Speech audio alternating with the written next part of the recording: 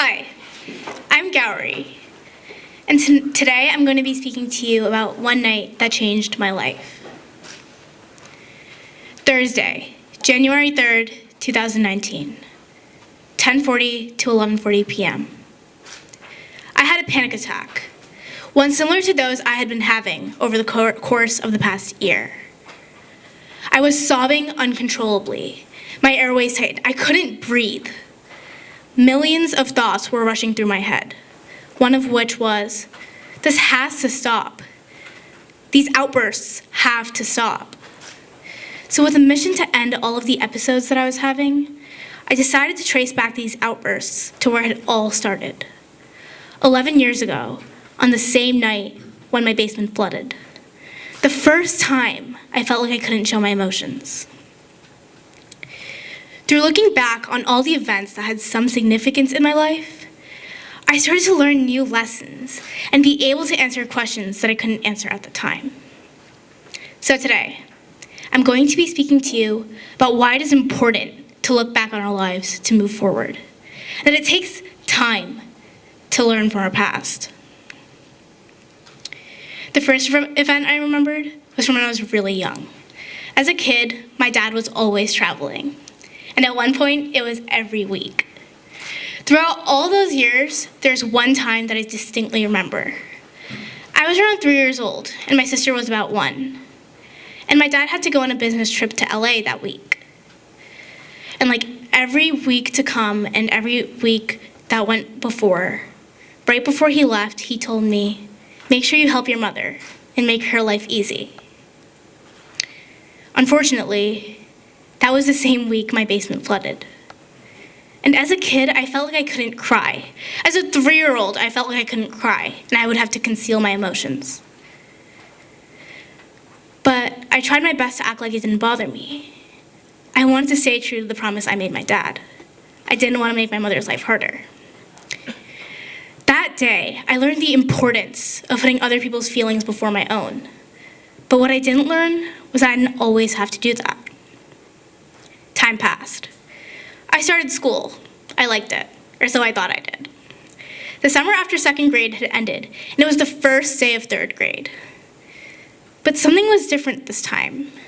I wasn't going to the public school that I had grown to love over the course of the past years. But instead, I was going to a private school. The first day went all right, but as months passed, I started to realize that the environment I was in made me feel as if I was less of who I used to be, less happy. I wasn't sure if this was an effect of being continuously bullied and berated by a group of girls, or if it was something else. Soon, I started coming home every day, sobbing my eyes out, or pretending to be sick to get out of going to school. And no, not just on days where I had a vocab quiz. My parents wanted to help me, but they didn't know how. So we consulted with my doctor. But her only solution for us was to move.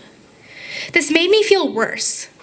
Soon I stopped crying because of getting bullied, but moreover, for putting this type of pressure on my family. The summer after that year, my family moved to here.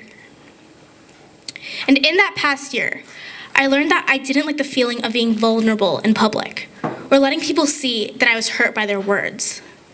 And with time, I would learn to stand up for myself and be comfortable within my own skin. But as an 8-year-old, what I came up with was 3 rules. 1, never cry in public. 2, if you're hurt, don't let it show. And 3, never, ever let anyone who may possibly hurt you into your life. Time passed. 5 years passed. It was November, and I, along with the rest of 8th grade, attended an assembly about suicide prevention and self-love. But what I got out of the assembly was something completely different. Through a portion of the assembly, I realized that I closed myself out to the world. And it was those same 3 real rules that I created for myself that made me miss out on so many different opportunities and relationships that I could have created. So in essence, the armor that I had built around myself to protect me was hurting me. That day, I had my first panic attack, right after the assembly.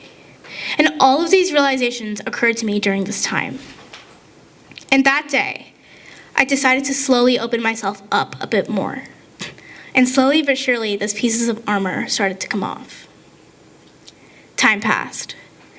Thursday, January 3rd, 2019. I had a panic attack. And that night, I learned that we all have questions in our lives that remain unanswered, and wounds that we are continuously trying to heal from our past. Time.